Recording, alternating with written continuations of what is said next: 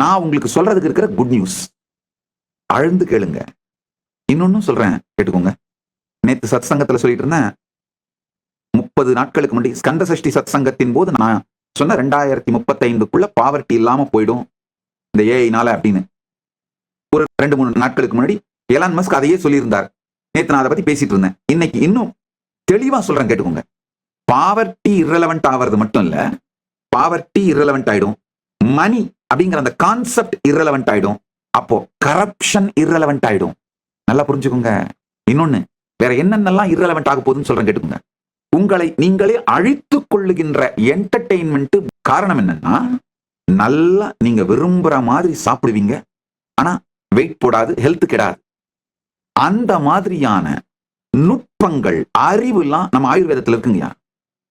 இதையெல்லாம் இது வரைக்கும் உலகத்துக்கு நம்மளால கொடுக்க முடியாம இருந்தது. ஏன்னா எத்தனை டாக்டரை ட்ரெயின் பண்ணி எவ்வளவு பேர் ரீச் பண்றது இம்பிராக்டிக்கல். நாலேஜோ எக்ஸ்பர்டைஸோ டெமோக்ரட்டைஸ் ஆகாம இருந்தது.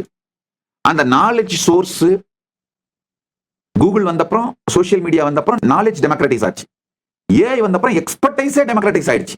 ஒரு 2 வருஷமா நான் ஒரு ஏஐல தொடர்ந்து ஒர்க் பண்ணிட்டு இருக்கேன். தாஸ் நித்யானந்த ஏஐ. அதுல ஆயுர்வேதிக் ஸ்கிரிப்சர்ஸ் மொத்தத்தையும் டிரான்ஸ்லேட் பண்ணி ஃபீட் பண்ணி ஒரு 2 இயர்ஸா ஒர்க் பண்ணோம். ஐயா, நீங்க ஆக்சுவலா நீங்க என்ன சாப்பிடுறீங்கன்றதே பிரச்சனை இல்லை, காம்பினேஷன் தான் ரியல் பிரச்சனை.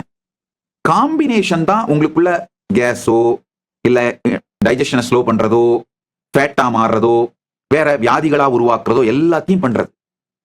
இந்த ஆயுர்வேத ஏஐ பில்ட் பண்ணும்போது நான் கண்டுபிடிச்சேன், இந்த ஆயுர்வேதா ஏஐ யூஸ் பண்ணி உங்க டயட்டை நீங்க டிசைன் பண்ணிக்கிட்டீங்கன்னா அருமையான டேஸ்டியான லார்ஜ் குவான்டிட்டி